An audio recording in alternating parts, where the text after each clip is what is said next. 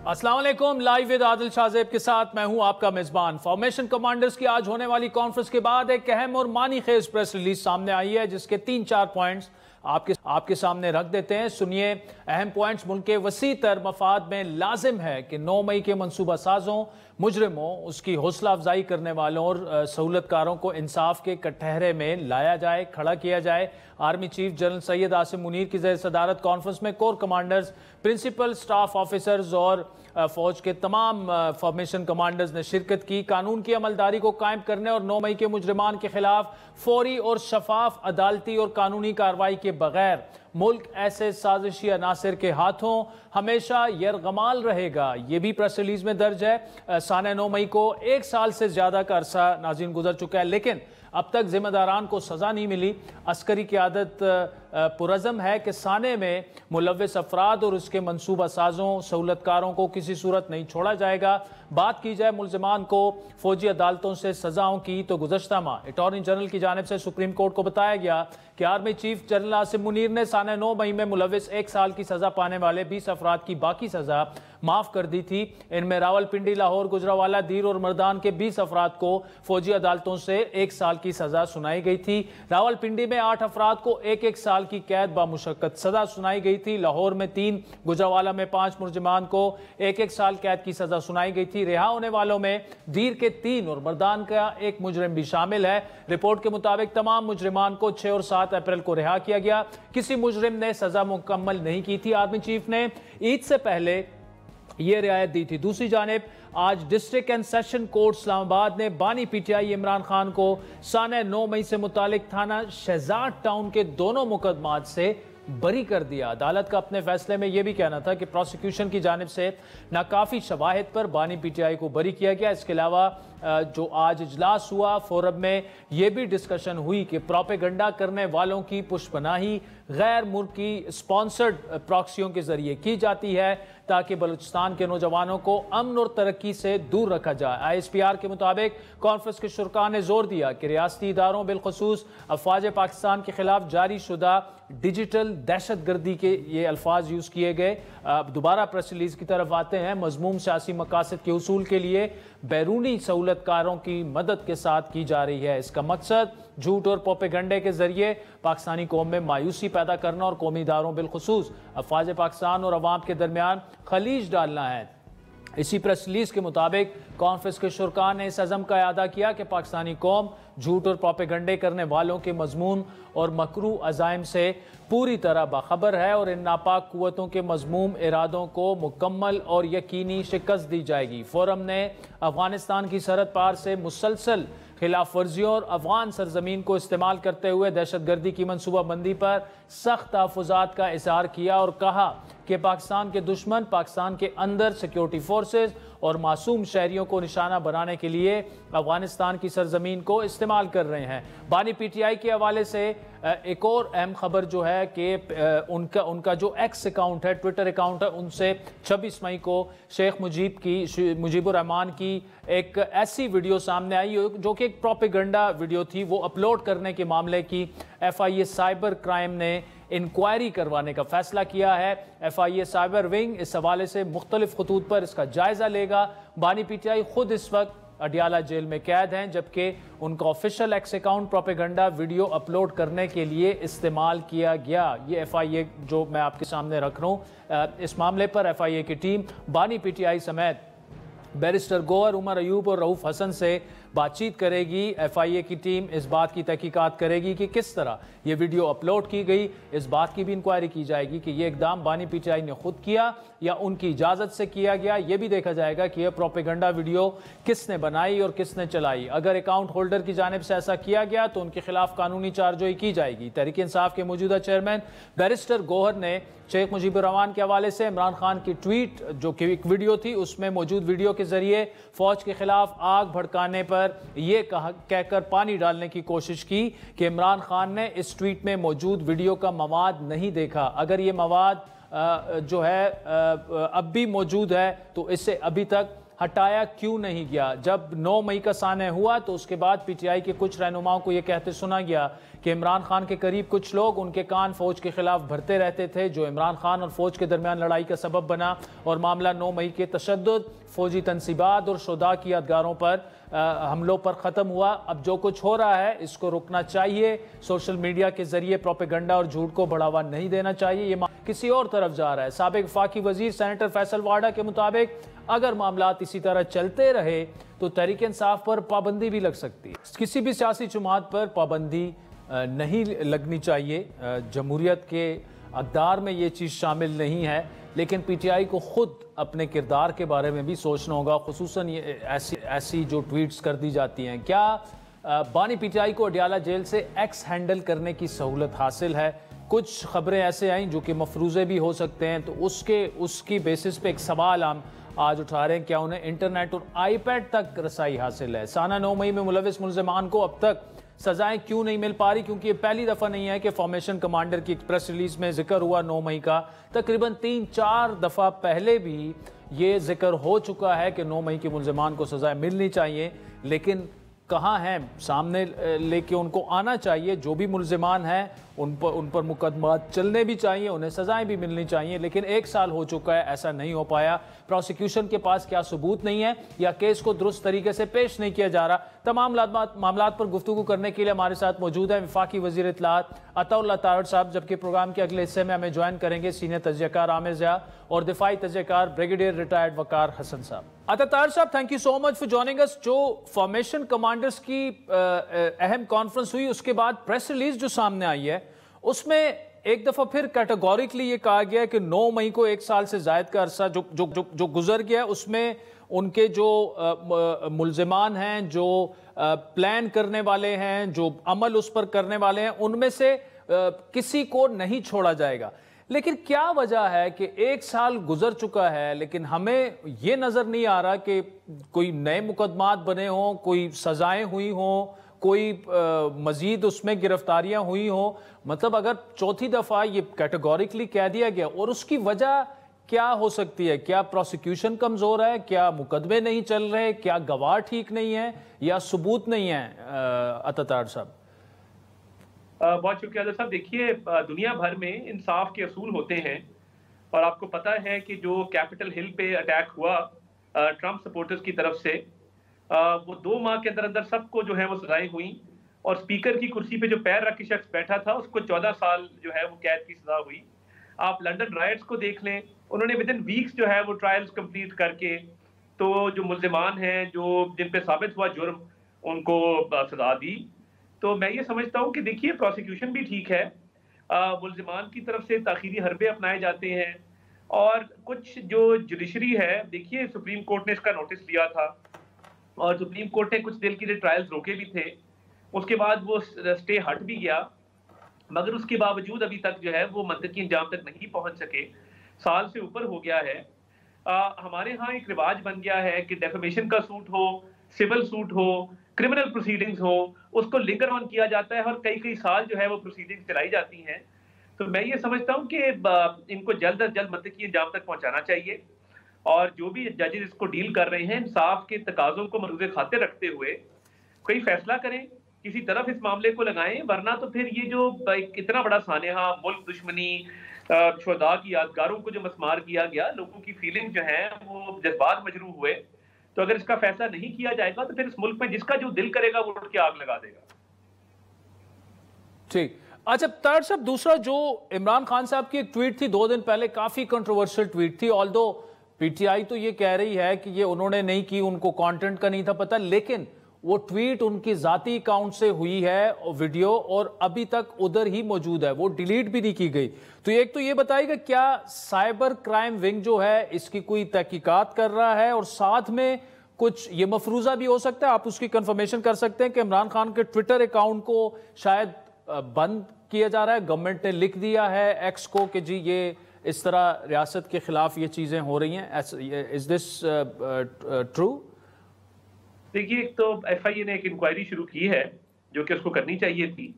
ये जो 1971 का एक बयानिया खड़ा जा रहा है तारीख को मस्क करके, और एक झूठ पर मबनी बेबुनियाद एक बयानिया बनाया जा रहा है, और मुल्क तोड़ने की बातें की जा रही है, खुदा ना खास्ता कि खान नहीं तो पाकिस्तान नहीं।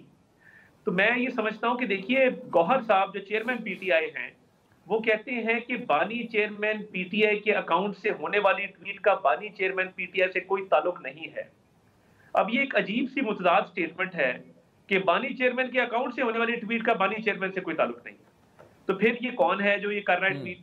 और क्या जेल से कोई पैगाम नहीं आ रहे? क्या इतना इनडिसिप्लिन है और इतनी बेरारबी है कि आप जिसका दिल करता है वो उठ के ट्वीट कर देता है? इनको जब अंदाजा हुआ कि ये बयानिया बैकफायर कर गया है और पाकिस्तानी कौम ने इसको रिजेक्ट किया है, जो आप शेख मुजीब को ग्लोरीफाई करके अपने आप को उससे कंपेयर कर रहे हैं, तो उसके बाद उन्होंने सोचा कि इस पे यू टर्न लिया जाए। अब यू टर्न लेने का एक ही तरीका था कि मुकर जाओ।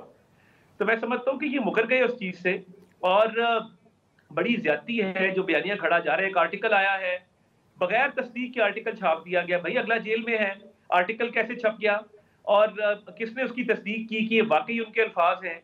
फिर उसमें इतना झूठा आर्टिकल मैंने जिंदगी में नहीं देखा कि सॉलिटरी कन्फाइनमेंट लिखा हुआ है। आप यकीन माने आदिल साहब, कई मिडिल क्लास फैमिली से बेहतर वहां पे लाइफस्टाइल है उनका। 8 कमरे, kitchen, walking gallery, cook, doctor, exercise करने वाली बाइसिकल, मतलब जो वो चाहते हैं, देसी घी में खाना, जो वो चाहते हैं उनको वहां मुयसर है। मैं ये समझने से कासिर हूं कि ये इंटरनेशनल लेवल पे एक आर्टिकल बगैर तस्दीक के झूठा लिख देना और उसमें कहना कि सॉलिटरी कन्फाइनमेंट और डेथ सेल के अंदर है, बिल्कुल झूठ है। एक हफ्ते में जब 4 मुलाकातें होती थी, ये कई मुलाकातें कर चुके हैं।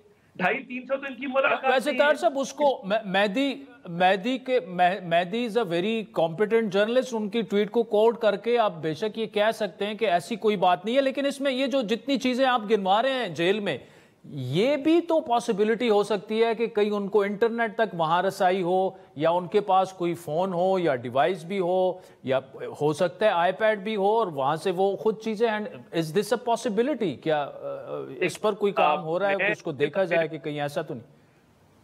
मेरे पास मालूमात तो नहीं है, मगर इसको रूल आउट नहीं किया जा सकता। वो इतनी शाहाना जिंदगी गुजार रहे हैं और मेहदी साहब का मैं बहुत बड़ा फैन था, मगर इतना बड़ा एक गलत बयानी कर देना, उनकी तो क्रेडिबिलिटी डाउटफुल होगी इसके बाद कि उन्होंने कहा कि सॉलिटरी कन्फाइनमेंट में है। मैं मेहदी साहब को कहता हूं आके देखें, आप वेरीफाई करें आके कि वो सॉलिटरी कन्फाइनमेंट में है कि नहीं है, या उनको पूरे वहां पे एक वॉकिंग गैलरी, अहाता, सेहन, हर चीज मिली हुई है। तो ये अफसोसनाक है। ऑब्वियसली मेरे पास मालूमात नहीं है, मगर ये रूल आउट नहीं किया जा सकता कि उनकी कोई एक्सेस किसी डिवाइस तक हो। मगर बगैर तहकीक के इस आर्टिकल का आना इतने एक प्रोफेशनल जर्नलिस्ट की तरफ से, मैं समझता हूं उन्होंने अपने करियर को दागदार किया है ये आर्टिकल लिख के। अच्छा, तो एक जो मैंने सवाल किया था तार साहब कि क्या इमरान खान के ट्विटर अकाउंट को बंद करने के लिए ट्विटर को लिखा गया है, एक्स को, या सोचा जा रहा है, इन लाइंस पे कोई काम हो रहा है? एफआईए की इंक्वायरी मेरे इल्म में है, इस हवाले से मुझे कोई मालूमात नहीं है एक्स अकाउंट के हवाले से। एक और मैं बात करना चाह रहा था, अगर आप इजाजत देंगे। आज प्राइम मिनिस्टर साहब की जो काली भेड़ों वाली बात थी उसको मिसकंस्ट्रू किया गया। देखिए, प्राइम मिनिस्टर साहब ने 2 रोज कबल ये कहा कि अदलिया में बहुत अच्छे लोग मौजूद हैं, अक्सरियत जो है वो अच्छे लोगों की है, मगर कुछ काली भेड़े भी हैं। अब काली भेड़ों से मुराद उनकी थी साकिब निसार साहब, जिन्होंने बेटे से ना तनख्वाह लेने पे एक वज़ीर आज़म को घर भेज दिया और बड़े गैर मुनसिफाना फैसले किए। मज़ाहिर नकवी साहब जो बदउनवानी जिन पर साबित हुई, एजाजुल एहसन साहब, उनका मुराद वो लोग थे जिन पे बदउनवानी साबित हुई है या जिन्होंने गलत फैसले किए हैं। उन्होंने कतन प्रेजेंट सेटअप में से किसी को काली भेड़ नहीं कहा, इसको पर्सनली लिया गया। आई वांटेड टू क्लैरिफाई कि ये मिसकंस्ट्रू हुआ है। उन्होंने अक्सरियत, ये अच्छी बात है, ये अच्छी बात है। देखिए मोअज़्ज़ज़, ये अच्छा है कि आपने क्लैरिफाई कर दिया। मतलब उन्होंने जो बात की थी, उन्होंने बेसिकली तो पास्ट टेंस में की थी, लेकिन उसे प्रेजेंट टेंस में लिया गया। यस, मतलब मौजूदा अदलिया में कोई ऐसा नहीं है। और नोविंग शहबाज शरीफ साहब तो वो काफी केयरफुल होते हैं इदारों के बारे में बात करने में। पूरे लोग हर जगह होते हैं, मगर उनकी मुराद उन 3 या 4 जज साहबान की तरफ थी जिनका मैंने नाम ले लिया, और ऑब्वियसली उन्होंने कहा अक्सरियत अच्छे लोगों की है। अब उसको थोड़ा मिसकंस्ट्रू करके मैं समझता हूँ कि आज वो थोड़ी मिसकंस्ट्रू हुआ, उसको ज्यादा फोकस कर दिया गया। ऐसी बात नहीं थी। उनकी एक स्टेटमेंट थी कुछ लोगों के बारे में जिनके खिलाफ सबूत मौजूद है और वो घर जा चुके हैं, और तीनों साहिबान जो है वो घर मौजूद हैं, वो इस वक्त सर्विंग जजेस नहीं हैं। ठीक, अच्छा तार साहब, लेकिन देखिए एक बड़ा स्ट्रॉन्ग एक इंप्रेशन बन चुका है कि अदलिया और इंस्टीट्यूशन फौज जो है आमने सामने है, अदलिया और हुकूमत आमने सामने है। मतलब तारड़ साहब की प्रेस कॉन्फ्रेंस, फिर उसके बाद अटॉर्नी जनरल की, और उस बहस में मैं नहीं पढ़ना चाहता, लेकिन चीज़ें जो हैं वो काम डाउन करना फिर गवर्नमेंट का भी फ़र्ज़ बनता है। अब ये अच्छी बात है कि शहबाज साहब की, वज़ीर आज़म साहब की स्टेटमेंट को आपने क्लैरिफाई कर दिया कि वो मौजूदा अदलिया में किसी की बात नहीं कर रहे थे। इसी तरह और भी शायद बहुत सी मिसअंडरस्टैंडिंग, मिसकंसेप्शंस कुछ होंगे, तो अदलिया और हुकूमत के दरमियान या अदलिया और फौज के दरमियान ये मामलात जो हैं अच्छी जानिब भी जा सकते हैं और जाने चाहिए। देखिए, मैं ये समझता हूँ कि इंशाअल्लाह ताला ये मामलात सेटल होंगे। आज़म नज़ीर तारड़ साहब ने, लॉ मिनिस्टर ने, उस दिन मोहसिन अख्तर क़यानी साहब की कोर्ट में बड़ी हौसला अफ़ज़ा बातें की और बड़े अच्छे तरीके से मामलात को जो है वो सुलझाया और मामलात पे उन्होंने गुफ्तगू की। तो मैं समझता हूँ कि ये महाज़राई ख़त्म होगी, कम होगी, और दोनों तरफ से देखें, बात ये है कि जिस तरीके से एक वो बयानात दिए जा रहे थे, चीज़ों को एक हाइप दी जा रही थी, तो वो भी थोड़ा काम ठंडा हुआ है। और इसमें लॉ मिनिस्टर और अटॉर्नी जनरल को चाहिए कि वो अपना किरदार अदा कर भी रहे हैं, मजीद भी करेंगे कि महाजराई ना हो। और मामला देखिए, हमारा मेन मकसद इकोनॉमी की बेहतरी है, इस्तेहकाम है, मुल्क की बेहतरी है, तो उसमें अगर महाजराई होगी तो उसका नुकसान होगा। तो मैं समझता हूँ कि उम्मीद है कि इसमें मजीद बेहतरी आएगी और बेहतरी आ रही है और मामला जो हैं वो अच्छी तरफ चल पड़ेंगे बहुत जल्द इंशाल्लाह। अच्छी तरफ चल पड़ेंगे। अतातार साहब, दो सवाल रहते हैं लेकिन एक ब्रेक लेते हैं नाज़रीन, फिर वफाकी वज़ीर इत्तलात और नशरियात से गुफ्तगू जारी रखते हैं। वेलकम बैक नाज़रीन, वफाकी वज़ीर इत्तलात और नशरियात अतातार साहब हमारे साथ मौजूद हैं। तार साहब, कल सेनेटर फैसल वाडा साहब एक इंटरव्यू में बता रहे थे, और इसी कॉन्टेक्स्ट में जो बानी पीटीआई के ट्विटर हैंडल से जो वीडियो ट्वीट हुई है 1971 के कॉन्टेक्स्ट में, कि अगर मामलात इसी तरह चलते रहे तो पीटीआई पर पाबंदी भी लग सकती है और इस पर गौर हो रहा है। क्या आप इस पर अपना वर्जन देना चाहेंगे इस बात पर? देखिए, मैं ये समझता हूँ कि तमाम हदें जो हैं वो पार की जा रही हैं पीटीआई की तरफ से। 9 मई के हमले हों, उसके बाद ये 1971 वाला बयानिया हो। देखिए, मुल्क तोड़ने की बात कभी किसी ने नहीं की। लोगों ने बड़े बड़े कुछ बर्दाश्त किया है, पाकिस्तान खपे का नारा लगाया, हमारे कायद अपनी बेगम को बिसरे मर्द पे छोड़ के पाकिस्तान आए, जेल चले गए, पर्सनल लॉस बर्दाश्त किया। बट ये कोई भी शख्सियत पाकिस्तान से बड़ी नहीं है, कोई भी सियासी पार्टी, कोई भी शख्सियत पाकिस्तान से बड़ी नहीं है। और ये जो कल्ट बन गया है, ये समझते हैं कि इनकी शख्सियत पाकिस्तान से बड़ी है, दे आर सैडली मिस्टेकन। और अगर नौबत आई किसी वक्त तो इस पे कानूनी तौर पे गौर किया जा सकता है कि ये अगर तमाम हदें पार कर गए और ये पाकिस्तान तोड़ने की बातों पे आ गए, तो फिर पाकिस्तान की सालमियत सबसे पहले है, पाकिस्तान की बका सबसे पहले है। और ये एजेंडा जो सियासी बयानिया बनाया जाता है पेटी पॉलिटिकल गेम्स के लिए, इसकी कोई बुकत नहीं है। तो अगर कभी जरूरत पड़ी तो कानूनी तौर पे इस पे गौर किया जा सकता है। कानूनी तौर पर इस पर गौर किया जा सकता है, लेकिन बड़ा उसका बैकलैश भी आएगा तार साहब, कि एक पाकिस्तान की जो खुद ये क्लेम करते हैं सबसे पॉपुलर जमात है, एक पॉपुलर जमात तो है, उस पर पाबंदी लगेगी तो मामलात अच्छी तरफ तो नहीं जाएंगे, या आप समझते हैं कि मामला ठीक हो जाएगा? उसके कह रहा हूँ कानूनी तौर पे कभी इस पे गौर किया जा सकता है। अगर तमाम हदें पार हुई, जो कि हो रही हैं, तो ये तो इनको ख्याल चाहिए ना कि ये देखें कि मुल्क की सालमियत और मुल्क का इस्तेहकाम और मुल्क की बका, अगर ये कहेंगे कि नहीं मुल्क बाद में है, पाकिस्तान बाद में है, हम पहले हैं, तो ऐसा होता नहीं होता। तो मैं समझता हूँ कि इनको थोड़ा सा समझना चाहिए कि इस मुल्क की बका के लिए काम करें, इस मुल्क की सालमियत के लिए काम करें, इस्तेहकाम के लिए काम करें। बड़े बड़े अच्छे लोग उस पार्टी में मौजूद हैं और काम किया जा सकता है, मगर ये जो एक तासुर दिया जा रहा है मुल्क दुश्मनी का, ये अच्छा नहीं है। तो मैं तो ये कह रहा हूँ कि अगर ये चलता रहा तो किसी वक्त जो है वो गौर भी किया जा सकता है, मगर इनको चाहिए कि ये थोड़ा सा जरा they should get their house in order. अच्छा, एक अतातार साहब, आई नो कि इस पर हमारी डिस्कशन ऑलरेडी इसी प्रोग्राम में हुई भी है, लेकिन क्या इस चीज़ की इन्वेस्टिगेशन की जाएगी? अगर पीटीआई का ये वर्जन है कि बानी पीटीआई ने नहीं देखी थी वीडियो, उन्हें नहीं था पता कि ट्विटर ये ट्वीट किसने किया है, तो क्या इसकी इन्वेस्टिगेशन ज़रूरी है और की जाएगी, की जा रही है कि फिर किसने ये काम किया, वीडियो किसने बनाई, क्या हुआ क्या नहीं हुआ, और अपलोड किसने की? देखिए, मैं ये समझता हूँ कि ये ब्लेम गेम कि खुद ही करना और जब बैकलैश आए तो उससे मुकर जाना, ये कोई अच्छी बात नहीं है। और ये हमेशा ऐसे यू टर्न लेते हैं कि जो चीज इनको सूट ना करे उस पे ये यू टर्न लेके उससे बरी जिम्मा हो जाते हैं, किसी और पे डाल देते हैं। ये मुमकिन नहीं है कि उनकी इजाजत के बगैर इस तरह का काम किया जाए। माजी में भी होता रहा है। 9 मई से भी अपने आप को डिस्टेंस करते हैं। इनकी बहनें, इनका भांजा, इनका पूरा खानदान कोर कमांडर हाउस के बाहर मौजूद था। पूरी पार्टी मौजूद थी, क्लिप्स मौजूद हैं, ऑडियोज मौजूद हैं, फुटेजेस मौजूद हैं। तो फिर ये अब किस बात से जो है वो अपने आप को बड़ी जिम्मा करार देते हैं? मैं नहीं समझता कि इनकी मर्जी के बगैर। नहीं, वो तो देखिए, अभी रऊफ हसन साहब ने अभी एक स्टेटमेंट जारी की है कि वीडियो अपलोड होने से वो लाइल्म थे, उन्हें नहीं था पता। देखिए, ये लाइल्मी जो है ना, ये बड़ी कन्वीनियंस की लाइल्मी है। जब आपको सूट करता है आप लाइल्म हो जाते हैं, जब आपको सूट नहीं करता आप कहते हैं कि पूरी दुनिया का इल्म मेरे पास है, मेरे से बेहतर मगरिब को कोई नहीं जानता, मेरे से बेहतर इस्लाम को कोई नहीं जानता। तो ये काम इनकी मर्जी के बगैर मैं नहीं समझता कि ये हो सकता है और हो रहा है। ये तमाम तर चीजें इमरान खान की मर्जी से हो रही हैं। ठीक। और तार साहब, आखिर में जो फॉर्मेशन कमांडर की प्रेस रिलीज है उसमें एक और अहम नुक्ता भी है। अफगानिस्तान की सरजमीन जो है, बताया यह गया है कि वो इस्तेमाल हो रही है। अब क्या इस बारे में अफगान जो तालिबान की वहां पर गवर्नमेंट है, क्या उनसे इस वक्त किसी किस्म की कम्युनिकेशन हो रही है? क्योंकि एक तो यहाँ से जितने भी अफगान महाजरीन थे उनके बारे में बताएगा कि क्या वो बिल्कुल फाइनल फैसला है कि किसी को यहाँ पर नहीं छोड़ा जाएगा, इवन जो लीगली भी यहाँ पर मुकीम है।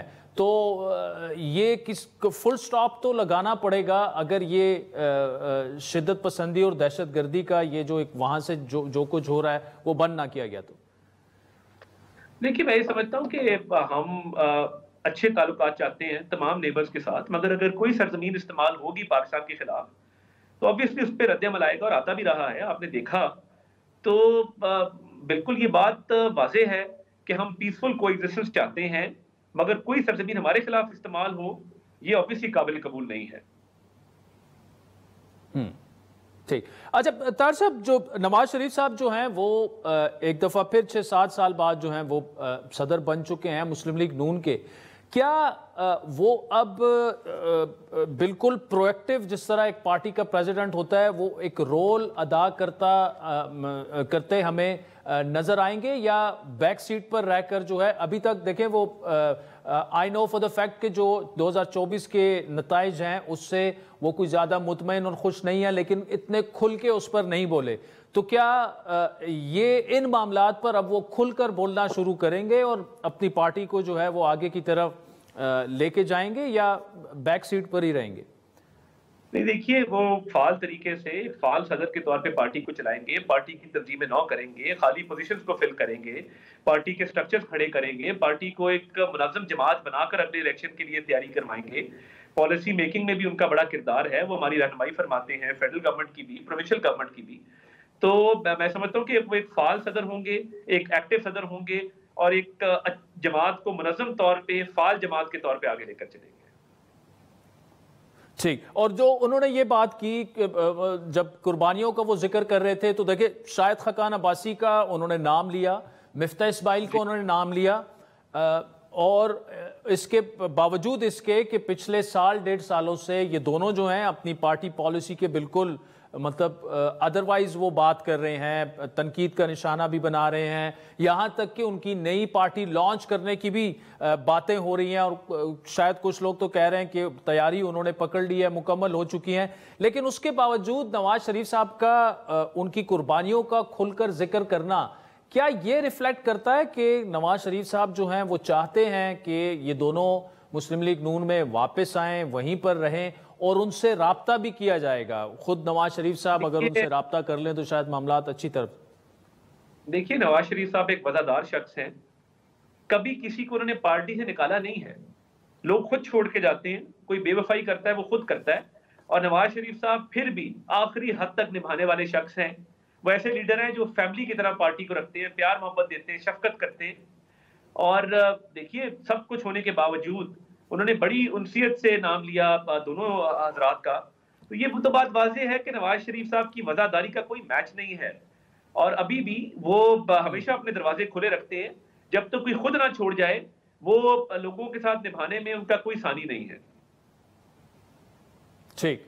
तो इसी तरह मोहम्मद जुबैर साहब से भी फिर बात कर लें अतार साहब, उनको भी ले आए वापस। मैं नहीं समझता things are at a point of no return. मैं समझता हूँ देखिए पार्टी है, सब इसके में शामिल हैं और किसी के लिए कोई इल फीलिंग नहीं है। कोई खुद पार्टी के बारे में बात करे वो उनकी अपनी मर्जी है, मगर पार्टी की तरफ से कभी किसी को डिस्करेज या पार्टी की तरफ से कभी किसी को कोई इस तरह नहीं किया गया कि वो बददिल हो या डीमोटिवेट हो। ठीक, आखिरी सवाल लता तार साहब, एमक्यूएम के वफ्द की आज वज़ीर-ए-आज़म शहबाज शरीफ से मुलाकात हुई और डेवलपमेंट प्लान उनकी डिमांड थी कि आप हमें डेवलपमेंट प्लान दें। एक तो क्या एमक्यूएम की इसके अलावा कोई रिजर्वेशंस हैं और ये रिजर्वेशंस भी क्यों जो है अभी तक रिजॉल्व उनकी जो भी उनकी डिमांड्स वगैरह हैं, क्या वो सिंध गवर्नमेंट से नाराज हैं कि उस तरह से नहीं हो रहा, उस तरह से उनको फैसिलिटेट वगैरह नहीं किया जा रहा जिस तरह एक इत्तेहादी जमात को करना चाहिए? देखिए एमक्यूएम के साथ बड़ी खुशउस्लूबी से मामला चल रहे हैं। बजट पे तजावीज ली गई, डेवलपमेंट के हवाले से बात हुई, हमारी इत्तेहादी जमात है, हमारी हलीफ जमात है, तो तमाम चीजों पे उनको ऑन बोर्ड रखना हमारा फर्ज है। तो मैं समझता हूँ बड़ी खुशउस्लूबी से मामला चलेंगे और उनको हम हर मौके पे एतमाद में लेंगे और ये हमारा फर्ज बनता है और इंशाअल्लाह ताला आप देखेंगे कि चीजें बेहतर होंगी। वफाकी वजीर इत्तलात और नशरियात अता तार साहब, शुक्रिया। नाज़रीन, वक्त चाहता है एक ब्रेक का, जिसके बाद जिन मामलात पर अता तार साहब से बात हुई, इन्हीं मामलात को आगे लेकर दो सीनियर तजज़ियाकार हमें ज्वाइन करें। Welcome back. आज ब्रेक से पहले इंफॉर्मेशन मिनिस्टर अता तार की तफसीली गुफ्तगू आपने सुनी। इस वक्त ब्रिगेडियर रिटायर्ड वकार हसन और सीनियर सहाफ़ी और तजज़ियाकार आमिर ज़िया साहब हमारे साथ मौजूद है। ब्रिगेडियर साहब, आपसे गुफ्तगू का आगाज़ करेंगे। फॉर्मेशन कमांडर्स की अहम कॉन्फ्रेंस होती है, फिर एक प्रेस रिलीज आती है जिसमें 3-4 अहम पॉइंट्स हैं, लेकिन एक पॉइंट जो तकरीबन इससे पहले भी 4 दफा दोहराया जा चुका है कि 9 मई के जो मुल्जिमान हैं, जो सहूलतकार हैं, जो मंसूबा साज हैं, उनको किसी सूरत नहीं छोड़ा जाएगा। लेकिन 1 साल से ज्यादा अरसा गुजर चुका है और यह सवाल भी बार बार उठाया जा रहा है कि जिन्होंने किया उनको आप सामने लेके आए। मुकदमात अभी तक उस तरह से नहीं बन पाए, ना सजाएं मिल पाती, तो ये उसकी वजह आपको क्या लग रही है? क्या प्रोसिक्यूशन कमजोर है, क्या सबूत इतने नहीं हैं, या कोई और वजह है? आई थिंक इसमें सबूत डेफिनेटली है। और अगर आपने देखा हो 9th में तो लाइव टेलीकास्ट हुआ था और उसमें बाहर से अंदर से जिस तरीके की कॉल्स आ रही थी, टारगेट्स आइडेंटिफाई हो रहे थे, उसमें तो कोई शक वाली बात नहीं। बात में भी जो लीगल पॉइंट ऑफ व्यू से जो प्रिसाइज एविडेंस होता है, आई एम श्योर वो भी कलेक्ट किया गया होगा और प्रेजेंट हुआ है।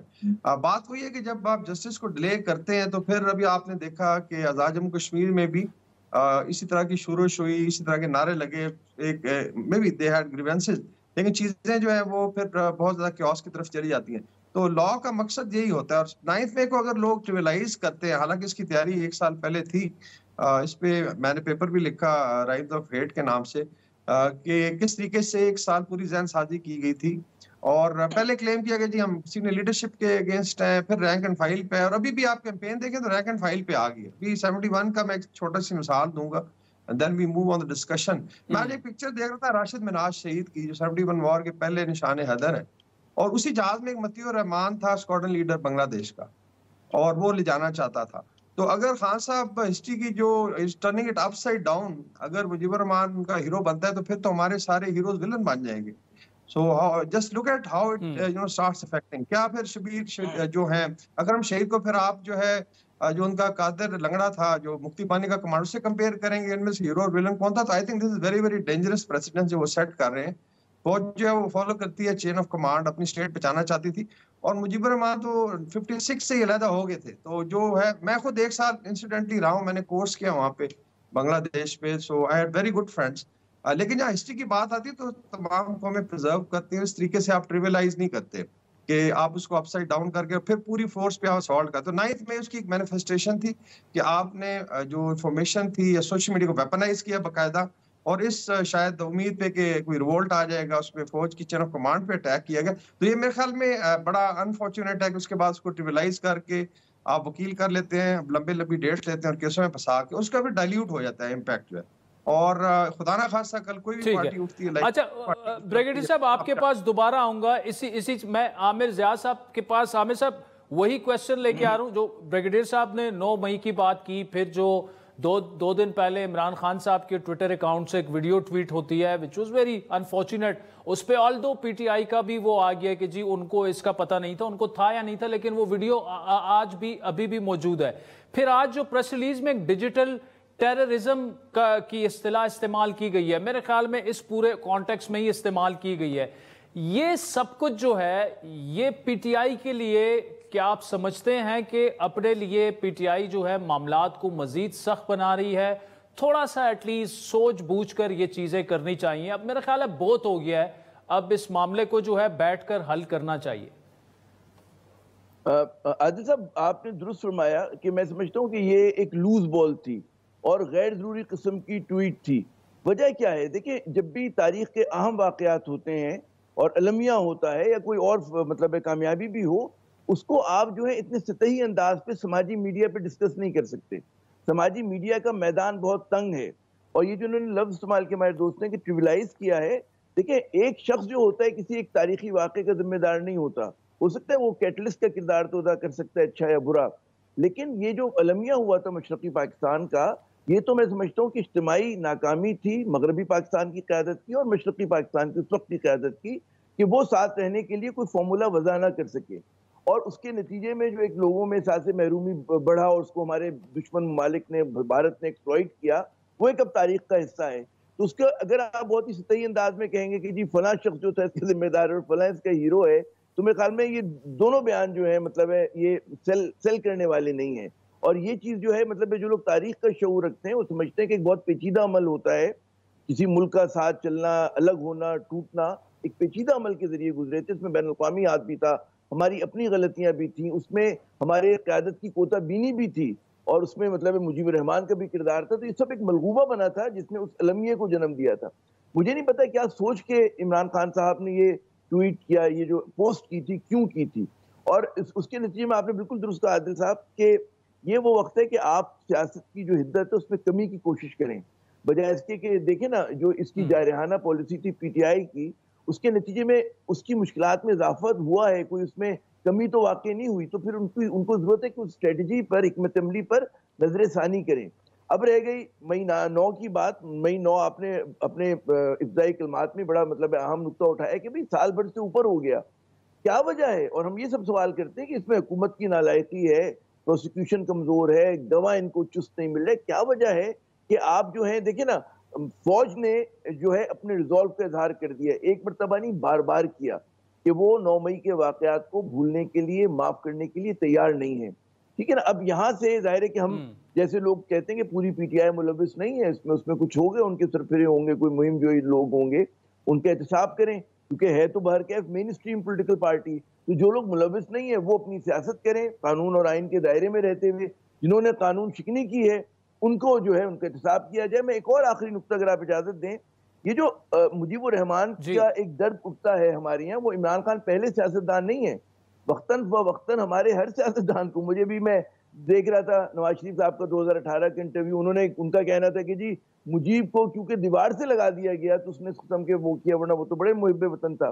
तो हमारे जो सियासतदान है वो मतलब इस तरह की गुफ्तगू, हवाई फायरिंग करते रहते हैं, और मेरे ख्याल में संजीदा मसाइल को संजीदा तरीके से उस पर बात करनी चाहिए। नाज़रीन, वक्त तो चाहता है एक ब्रेक का, जिसके बाद आमिर जाद साहब और वकार हसन से गुफ्तगू जारी रखें। वेलकम बैक नाज़रीन। आमिर जाद साहब और ब्रिगेडियर रिटायर्ड वकार हसन साहब हमारे साथ मौजूद हैं। वकार हसन साहब, मैं आपकी तरफ आऊंगा। एक और अहम जो मामला है वो ये है कि पीटीआई का गिला ये है, देखिए ये जो कुछ हो रहा है इसकी absolutely doesn't have any justification. कोई ये नहीं कह सकता कि जी पीटीआई के साथ जाती हुई है तो पीटीआई, इस हद तक तो कोई सियासी जमात पाकिस्तान में नहीं गई, लेकिन उनका एक गिला है कि जी हमारे साथ पिछले 1.5-2 सालों में बहुत ज्यादती हुई है, हमारे वर्कर्स जो हैं वो अभी तक जेलों में हैं, हमें इलेक्शन नहीं लड़ने दिया गया, एलिजिडली ये भी कहते हैं हमारा सिंबल भी छीन लिया गया, हमारा मैंडेट भी छीन लिया गया।